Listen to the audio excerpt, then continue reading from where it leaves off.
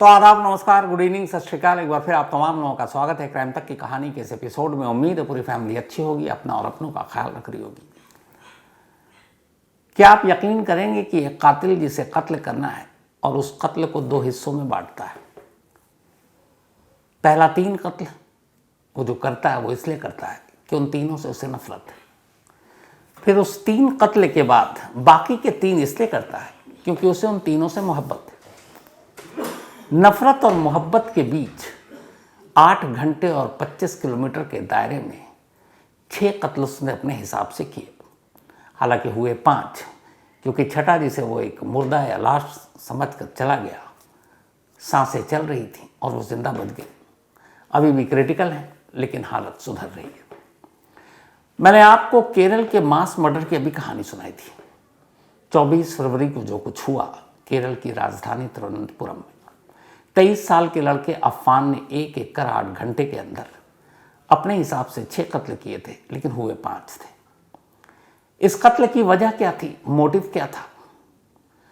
और इस कत्ल के बाद जब खुद कातिल पुलिस स्टेशन पहुंचकर पुलिस को बताता है कि मैं अभी 6 कत्ल करके आया हूं और शहर के 3 अलग अलग जगहों पर 3 अलग अलग घरों में मैंने ये सारे कत्ल किए हैं, उसकी इन बातों को सुनने के बाद जब पुलिस की टीम इन 3 अलग घरों में पहली बार दाखिल होती है तो उस घर का मंजर क्या था, उस घर में कहां कहां किस तरीके से वो लाशें रखी थी, उन लाशों के साथ क्या कहानी थी।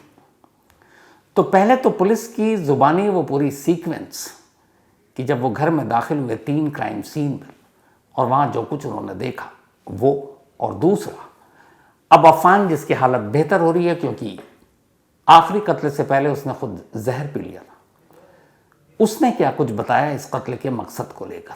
ये दोनों चीज़ें सामने आ गई और इसीलिए दोनों कहानी तफसील से आपके सामने।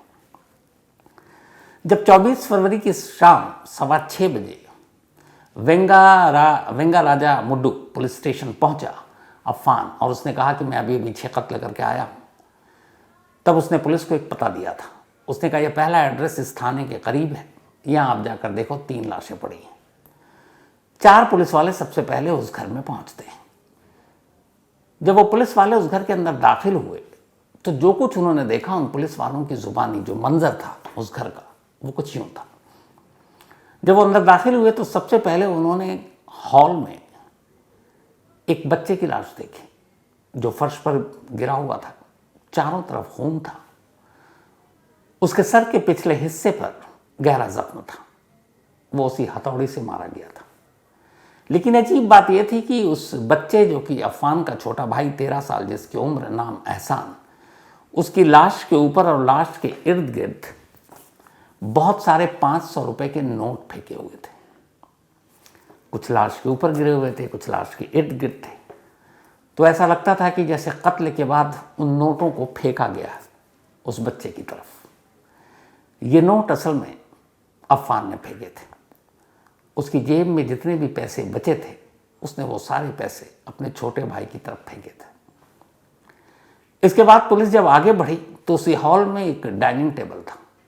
उस डाइनिंग टेबल पर बहुत सारी कुर्सियां थीं और एक कुर्सी पर एक लड़की की लाश पड़ी थी। ये लाश फरसाना की थी, अफान की गर्लफ्रेंड। लाश कुर्सी पर थी, बैठी हुई हालत में थी और लाश के पीछे सर पर एक गहरा वार का निशान था। लेकिन हथौड़ी से जिस तरीके से पीछे से वार किया गया था उसकी वजह से फरसाना का चेहरा आगे से डिसलोकेट हो गया था, क्योंकि वो वार शायद बहुत जोर से मारा था। और जिस कुर्सी पर बैठी थी सामने टेबल था, उस टेबल पर एक फ्रेम था। उस फ्रेम में उस फैमिली की तस्वीर थी जिसमें खुद अफान भी था, उसकी मम्मी थी, छोटा भाई था और साथ में वो फरसाना भी थी, उसकी गर्लफ्रेंड, जो उसी पिक्चर के सामने कुर्सी पर लाश बनकर बैठी थी। ये 2 मंजर पुलिस वालों ने देखा। चूंकि अफान ने कहा था कि इस घर में 3 लाशें हैं, इसके बाद पुलिस ऊपर जाती है। कमरे के अंदर जब दाखिल होती है तो तीसरी लाश अफान की अम्मी की थी। वो बेड पर थी, बेड पर चारों तरफ खून और सर पर वैसे ही चोट के निशान, लेकिन इस बार सर के पिछले हिस्से में नहीं बल्कि सामने की तरफ था और कुछ चेहरे पर। वो इस वजह से कि वो सीधे होकर सो रही थी और उसने वैसे ही हथौड़ी मारी। लेकिन उस लाश के साथ गले में उन्हीं का एक शॉल जो है वो गले में फंसा हुआ था। ऐसा लगा था जैसे पहले शॉल को फंदा बनाने की कोशिश की गई है। इन 3 लाशों के ये मंजर थे जब उस पहले घर में पुलिस की टीम दाखिल हुई। अब इसके बाद 2 और अलग अलग पुलिस की टीमें 2 और लोकेशन पर भेजी जाती हैं, क्योंकि 3 जगहों पर अफवान ने ये कत्ल किए थे। इसके बाद जब पुलिस की टीम दादी के घर पहुंची, अफवान की 88 साल उम्र, तो उनकी लाश फर्श पर थी और सर के पीछे गहरा घाव था। सर का कुछ हिस्सा पिछला गायब भी था। शायद दादी को उसने 1 से ज़्यादा बार हथौड़ी से वार करके मारा था।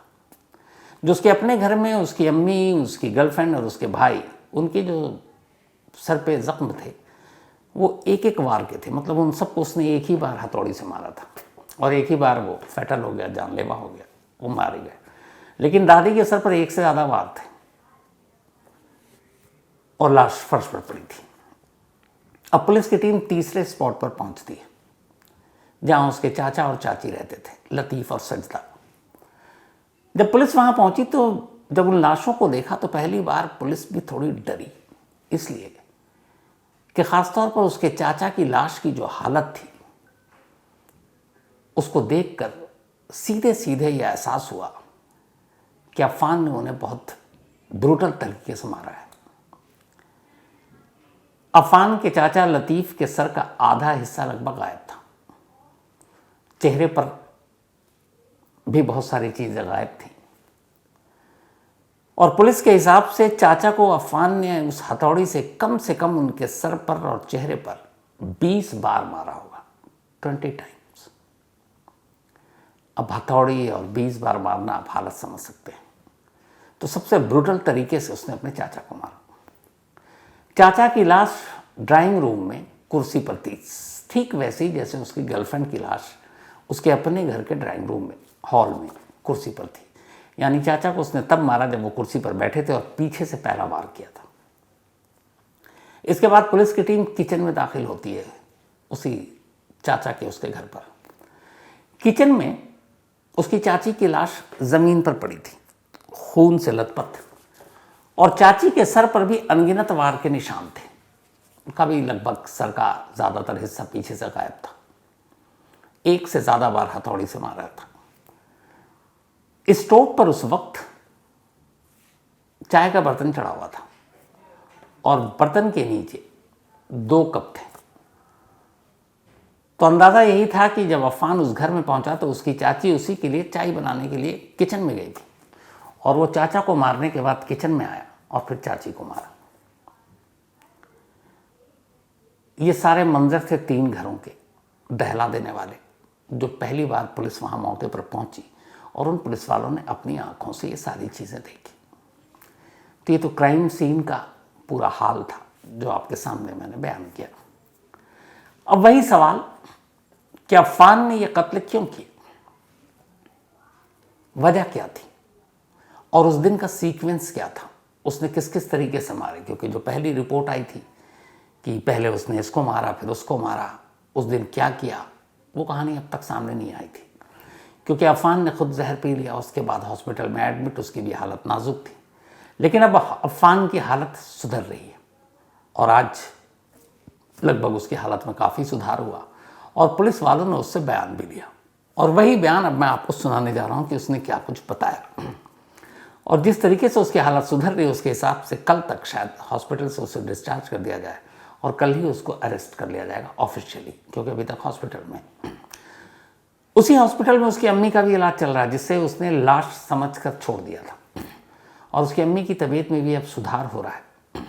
हालांकि सर और चेहरे पर गहरी चोट है, लेकिन शायद उम्मीद है कि जिंदगी बच जाए। तो जब अफवान से पुलिस ने पूछताछ की कि तुमने क्यों मारा, कैसे मारा, कहाँ से शुरुआत की, कहाँ ख़त्म किया, तो उसने पूरी कहानी सुनाई। और वो पूरी कहानी कुछ यूँ है।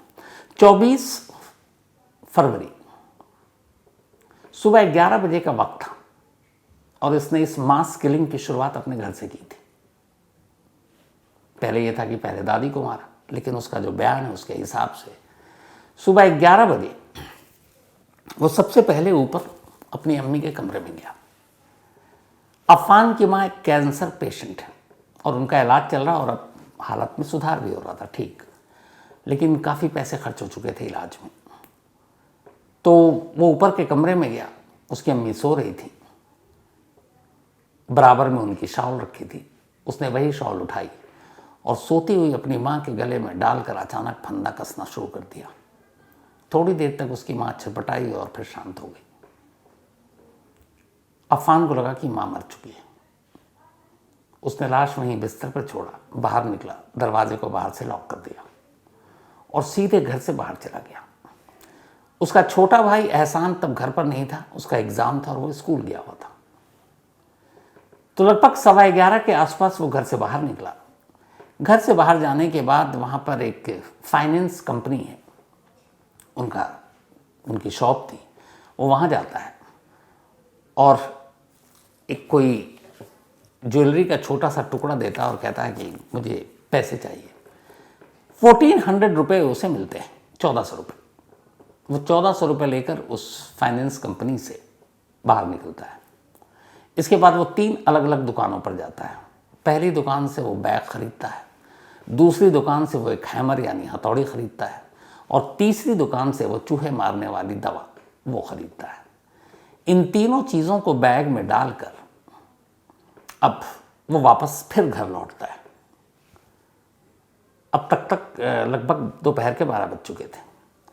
घर आने के बाद उसे लगता है कि एक बार माँ के कमरे में जाना चाहिए। वो दरवाज़ा खोलता है और माँ के कमरे में जाता है। बैग उसके हाथ में है, बैग में हथौड़ी भी है, बैग में पॉइजन भी है। जब माँ के कमरे में जाता है, माँ अब भी बेसुध है, लेकिन वो करीब से जब जाकर देखता है तो उसको एहसास होता है कि माँ की सांसें चल रही हैं। जैसे उसे ये एहसास हुआ, उसने बैग से हथौड़ी निकाली और सोई हुई माँ के सर पर दे मारा। एक ही बार मार किया। एक बार के बाद उसे लग गया जख्म देख करके अब बचने की उम्मीद नहीं है। वापस हथौड़ी बैग में रखता है, दरवाज़ा बंद करता है, नीचे उतर आता है। नीचे आने के बाद अब वो सीधे वहाँ से अपनी दादी के घर जाता है, जो करीब 20 किलोमीटर दूर है। दादी के घर जाने के बाद दादी उस वक्त अकेली थी। वहाँ दादी से कुछ देर बात करता है और फिर जैसे ही दादी मुड़ती है, बैग से वही हैमर निकालता है और दादी के सर पर पीछे से एक के बाद एक कई बार करता है। दादी गिर पड़ती है, खून बहने लगता है। उसे एहसास हो चुका था कि अब दादी बचेगी नहीं। इसके बाद वो दादी के गले से उनका नेकलेस निकालता है, सोने का नेकलेस था। नेकलेस निकालने के बाद दादी का घर बाहर से बंद कर देता है। फिर अपनी बाइक पर बैठता है, वापस अपने घर की तरफ आता है और फिर एक वही फाइनेंस कंपनी जहाँ से उसने 1400 लिए थे, उसके दफ्तर पहुँचता है। वहाँ जाकर वो नेकलेस देता है। उस नेकलेस के एवज में उसे 74,000 रुपीज़ मिलते हैं। 74,000 रुपये में उसने बेचा। 74,000 लेकर वो वहाँ से निकलता है। उसने एक शख्स से कर्ज ले रखा था 40,000। उन 74,000 में से 40,000 वो उसे लौटा देता है जिससे उसने कर्ज लिया था। अब उसके पास बचे 34,000। इसके बाद वो बार में जाता है। बार में जाकर ड्रिंक करता है। ड्रिंक करने के बाद वहाँ से उठता है, फिर बाइक पर बैठता है और अपने चाचा लतीफ़ के घर की तरफ चल पड़ता है, जो लगभग वहाँ से जहाँ पे ये बार में था अराउंड 18-19 किलोमीटर होगा। जब चाचा के घर पहुँचता है तो चाचा और चाची घर में ही थे। चाचा के पास जाता है, उनसे बातचीत करता है। चाचा कुर्सी पर बैठे रहते हैं। वो अचानक मौका देखता है। चाची उसके लिए चाय बनाने के लिए किचन में जा चुकी थी। बैग से हथौड़ी निकालता और पीछे से चाचा के सर पर एक के बाद एक के बाद एक ही तरीके से मारता जाता है और उन्हें मारते ही वो तेज़ी के साथ अब किचन की तरफ जाता है। किचन में भी चाची की पीठ उसकी तरफ थी, चाय बना रही थी उसके लिए। उसी हथौड़ी से अब वो चाची के सर पर बेतहाशा वार करना शुरू कर देता है। फिर वापस आता है, चाचा को देखता है, चाची को देखता है, दरवाज़ा बंद करता है और वहाँ से निकल जाता है। इसके बाद फिर से बार में जाता है। बार में जाने के बाद ड्रिंक लेता है और फिर ड्रिंक लेने के बाद उसी बार से वो अपनी गर्लफ्रेंड फरसाना को फ़ोन करता है और कहता है कि तुम घर पर आकर मुझसे मिलो। फरसाना पड़ोस में रहती थी। फरसाना कहती है ठीक है मैं आती हूँ। उसके बाद ये बार से निकलता है, सीधे घर पहुँचता है। जब घर पहुँचता है तो फरसाना उसके थोड़ी देर बाद घर के अंदर दाखिल हो जाती है। फरसाना से वो कुछ देर बात करता है। अब उसका इरादा फरसाना को मारने का है, लेकिन तभी उसका छोटा भाई एहसान स्कूल से घर लौट आया। जैसे ही वो लौट आया उसने देखा, उसने एहसान को कुछ पैसे दिए और कहा कि ये जो तुम्हारा फेवरेट रेस्टोरेंट है, अरबियन फूड जहाँ मिलता है, उसका एक ख़ास नाम है, वो ले आओ और ऑटो से जाओ। उसको ऑटो का भी पैसे देता है। एहसान पैसे लेकर निकल जाता है। अब घर में अकेली फरसाना और अफान है। फरसाना चेयर पे बैठी होती है। इसके बाद वो हथौड़ा निकालता है और पीछे से कुर्सी पर बैठी फरसाना के सर पर एक ही बार जोर का करता है। एक ही बार में फरसाना का काम भी हो जाता है। थोड़ी देर के बाद अब उसका छोटा भाई वापस लौटता है। जब वो वापस लौटता है, हॉल में ही कुछ दूरी पर एक लाश पड़ी है कुर्सी पर। पता है अफान को कि अब उसके भाई की नज़र फरसाना की लाश पर पड़ेगी। अचानक वो उसे गले लगाता है, प्यार करता है और फिर हथौड़े निकाल कर पीछे से अपने भाई के सर पर एक जोर का वार मारता है। भाई फर्श पर गिर पड़ता है। लेकिन जब भाई घर में दाखिल हुआ और जब उसने फरसाना का कत्ल किया, उससे पहले वो एक और काम करता है। फरसाना को मारने के बाद अब वो घर में इंतज़ार कर रहा छोटे भाई का। जैसे ही उसका भाई आता है, वो भाई को प्यार करता है। फिर बैग से वही चूहे मारने वाली दवा को निकालता है और वो जहर पी लेता है। जहर पीने के बाद अब वो अपने छोटे भाई को प्यार करता है दोबारा और फिर पीछे से उसके सर पर हथौड़ी मारता है। भाई एक ही बार में नीचे गिर गया।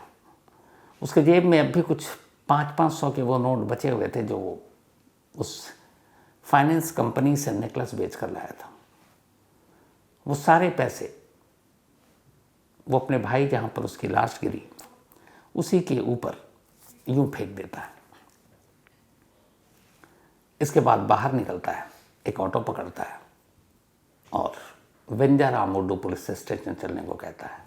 तब शाम के 6:15 बजे थे और वहाँ जाने के बाद जो पहला पुलिस अफसर मिला, डीएसपी थे वो, एक डिप्टी सुपरिटेंडेंट ऑफ पुलिस, उनको वो सारी बात बताता है। ये 24 फरवरी का पूरा सीक्वेंस था जो अफान ने बताया। जो क्राइम सीन था वो पुलिस ने बताया, जो मैंने आपको बताया।